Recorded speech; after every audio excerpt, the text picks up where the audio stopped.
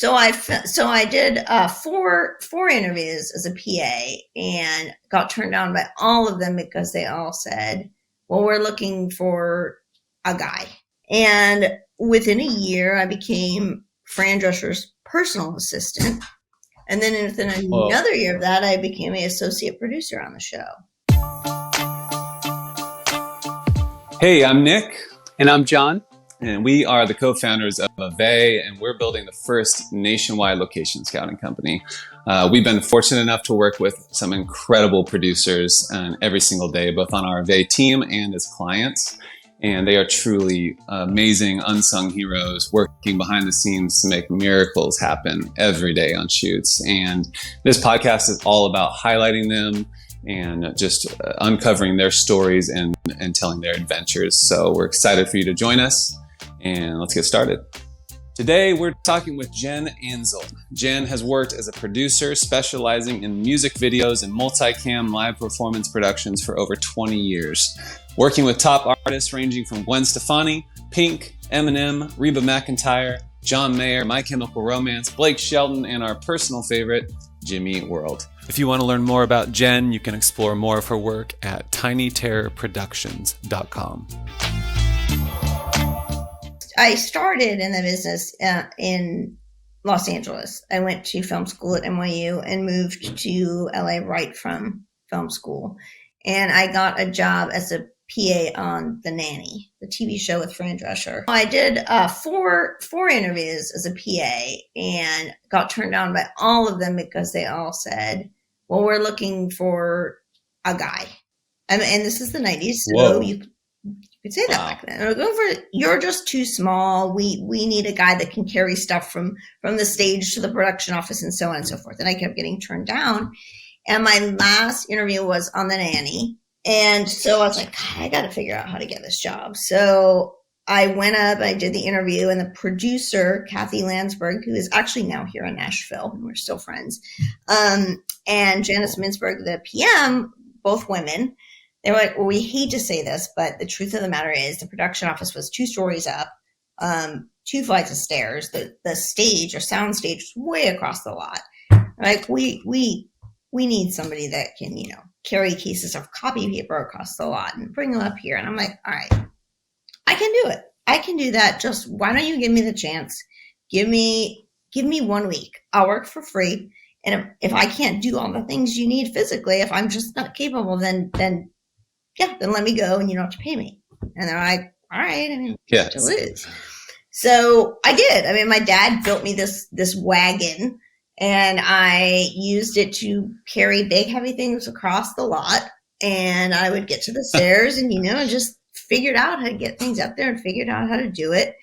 And within a year, I became Fran Drescher's personal assistant.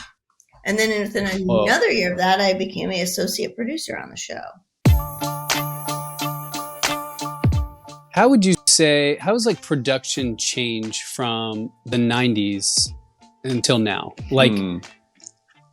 Obviously, you kind of alluded to some things, but I would love to hear you sum that up. For one thing, which amazes a lot of younger people, we didn't have computers to send call sheets out. So when I PA'd, there'd be 10 of us or whatever. And as soon as the call sheet was ready, and you guys know, sometimes we don't get the call sheet till 10 o'clock the night before a shoot, right?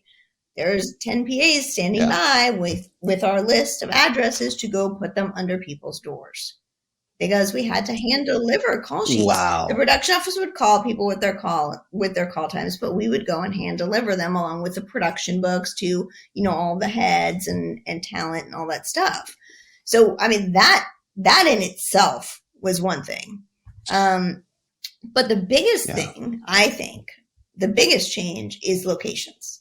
Like the ability to source and find locations and things like the interior of an airplane or a barge or just any sort of location. We used to, there was no way to Google and look at pictures of this or that. You had to go there. Someone physically had to go there. I look back and I don't know how we did a lot of the things we did. There was one time we were shooting on film in Florida I can't remember. It was a hip hop artist. Can't remember his name, but we were shooting on a boat and we were shooting film. This was like, back in the 90s, they were still shooting film, almost everything. And we're on this boat and they already started the day way late. He was super late. And so we're on the boat, we're out shooting, and they run out of film and it was a big boat. They didn't have time to go back. And it was in Fort Lauderdale. They didn't have time to go back to the dock. So they had this whole elaborate plan, which they actually did. I was just making the video on this, which I'm really glad I wasn't the producer. They decided to go under this bridge and have these PAs go on top of the bridge and throw the film off the bridge onto the boat. And that's what they did. Yeah. No. Mm-hmm. It's logical. Yeah. That's a logical big cans, approach, you know?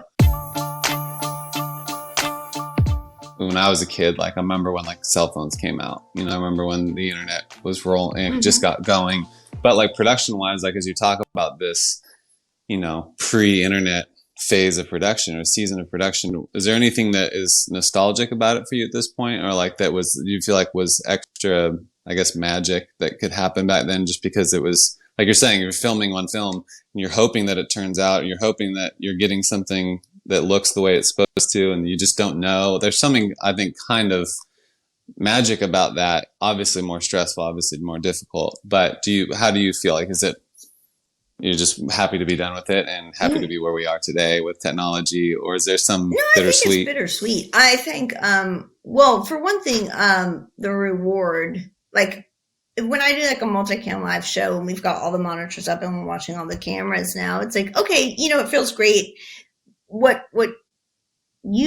still love it and I still get an adrenaline rush from live stuff, which is why it's my favorite thing to do. But when I did it on film, the real adrenaline rush was, okay, the show looks great. My cameras are in place. Everybody's rolling. Now, if everything is on those mags, it's going to look awesome. But the adrenaline rush is everything on those mags? And so the reward when you do finally see the film is quite a bit greater because you've had to wait for it. It's not, there's no instant gratification. Yeah. Back then there wasn't. So there's something to that. And I'm an adrenaline junkie. So I guess I miss a little bit of that.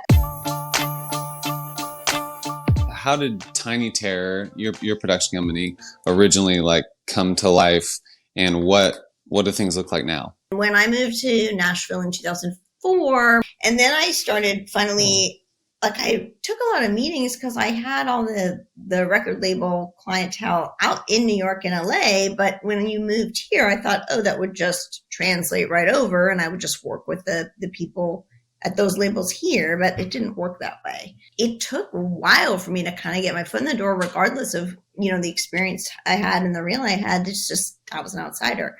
So once I did start working though for those companies, I was working nonstop producing and it was great. But as time went on, and as you guys probably are very well aware, budgets started getting smaller and smaller and smaller. And it was harder and harder to produce them, especially for companies that had overhead.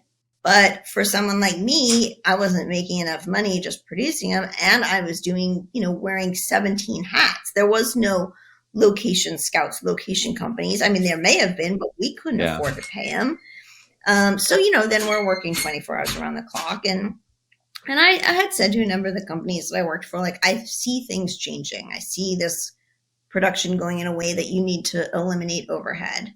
In order, if you want to keep at least in music videos, not necessarily so much commercials, but at that point, I decided, you know what, I'm just gonna. I had a lot of directors I worked with, and they all kind of were like, "Hey, why don't you do your own thing? We'd love for you to rep us. We'd love for you, for you to be running the show." So I just took that leap and did it. And to be honest, it was a little tough stepping outside of the box into my own company from the companies that already existed. There was a little pushback and, we pushed through it and here we are and everything's great. And it was the best choice I've ever made. And I'm really grateful that I did it and for all the support that I did have from a lot of people. But it it was for the best, because as far as budgets went and as far as things go now, regardless of what genre it is, be it music or sports or television or commercials, I have the control to put more on screen if that's what I feel the project requires, because I control my overhead and, having Yeah. it or not, so that I can actually make the best product, the product I want to make. Thanks for joining us for this episode of Producer Stories. We salute all of the hardworking producers out there, and if you need locations for your next shoot anywhere in the US, we can help at AVVAY.com. That's AVVAY.com. We'll see you next time.